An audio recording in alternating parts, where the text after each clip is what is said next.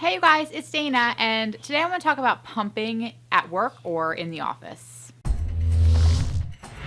Okay, so I'm currently pumping breast milk for my 2-month-old daughter. I went back to work at 8 weeks, and she's now 10 weeks, so I've been pumping for 2 weeks in the office. However, with my first daughter, I pumped for 9 months in the office. I worked full-time, and I was pumping in the office at work for her. So I'm going to show you my pump today, and then also a little bit about my technique for pumping, and also perhaps some things you can do to try to encourage milk production while you're pumping at work. The times that I pump at work are 3 times a day, and I try to do it every 2 to 3 hours. So currently I pump at about 9 o'clock, 12 o'clock, and then 2 o'clock at work. And each pumping session is 15 minutes. So I try to pump for about 10 minutes, and then the other 5 minutes are me washing the pump parts in hot soapy water, and also taking the milk and putting it into a storage compartment. I have storage bags that I use, and putting it into the refrigerator. So total, it's about 15 minutes that it takes for a pumping session. So the pump that I use is double electric, and I use a Mandela pump and style pump. So this is the pump. It comes in a bag, and I've actually had this same pump for 6 years, and it still works. Of course, I bought new pump parts, but it's still working, and it's been 6 years. So this is the inside of the bag, and then here is my pump, and this is to plug it in. Okay, so you can see here, this is the attachment to plug it in. It goes right in there. And then these are the tubes. So there are 2 tubes, and they just basically push in. Yeah, so see how it just kind of pops in there. And if you just wanted to do one side, then this other one, you could close it up like that, and then you could just have one. Push them in there. And then up here is the dial to turn it on or off. It's not plugged in right now, but this is where you can adjust the speed of your pump. So these are the pump parts that go with the pump, and this is really what I wanted to focus on even more than the actual pump. So you can see here that this is the bottle part that twists off, and this is the compartment that your milk drops into. And these are the parts that you replace every so often, and that you need to wash and disinfect. So this comes off, this pops off at the bottom here, like that. A little bit, this comes off like that, and then it pushes back on.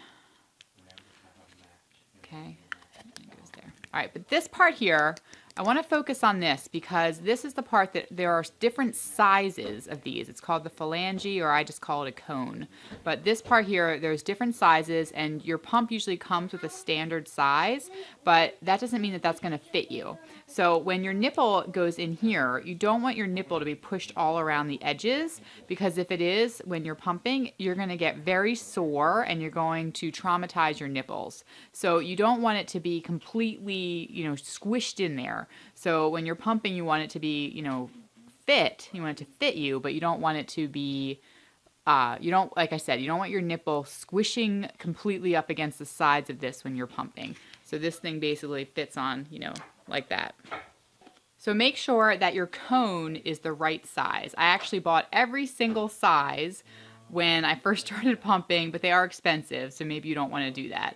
But make sure that you have the right fit, that when you're pumping, it's not very painful, but that it's fitting right, that you're getting the milk out. And then I find that when I pump, I have to actually be engaged in the pumping. I can't just slap this thing on, turn on the pump, and then turn aside and start reading. It doesn't work like that for me. I have to put it on, I have to kind of massage my breast to kind of help the milk flow, and I have to mentally try to get into that frame of mind of thinking about my baby, and I have to really do some deep breathing. I can't just, like I said, it doesn't just slap on and go.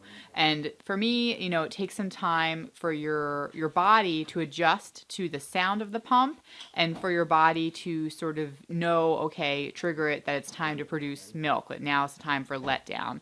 And it's not something that happens right away. With your baby, you hear your baby cry, there's just that instinctual, you're nuzzling with your baby, you're cuddling, and your body feels the letdown. With the pump, you have to try to train your body to hear that sound of the pump, and then to, when you're getting into that mode, to let down and produce milk and let it flow. And for a while, especially the first time around, it took a while and I wasn't producing a lot of milk. It was really upsetting for me to be pumping and hardly anything was coming out.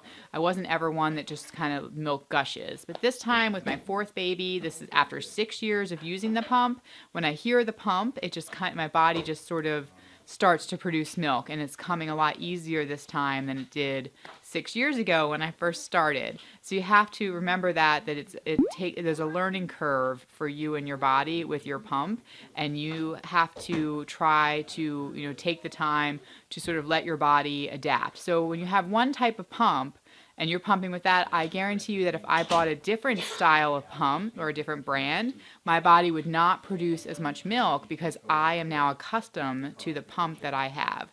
So your body's going to kind of get trained to whatever pump you own and that you're using. If you're going back to work, I definitely suggest using a double electric pump and investing the money in it, because especially if it's your first child, you might need it again down the road, even if you decide not to work outside the home. If you are home and you want to go out for a while, you want to try to maybe pump some milk to give you a little bit more freedom, it's not a bad thing to have around. And like I said, mine's 6 years old and it's still going strong. So if you have any questions or anything, leave it down below in the comments and I'll do my best to answer them, or somebody else will jump in and answer all the other wonderful mothers that are subscribers on my channel who also pump. They might be able to help you out. So thank you guys so much for watching, and don't forget to subscribe if it's your first time here, and I'll talk to you in the next video. Bye guys.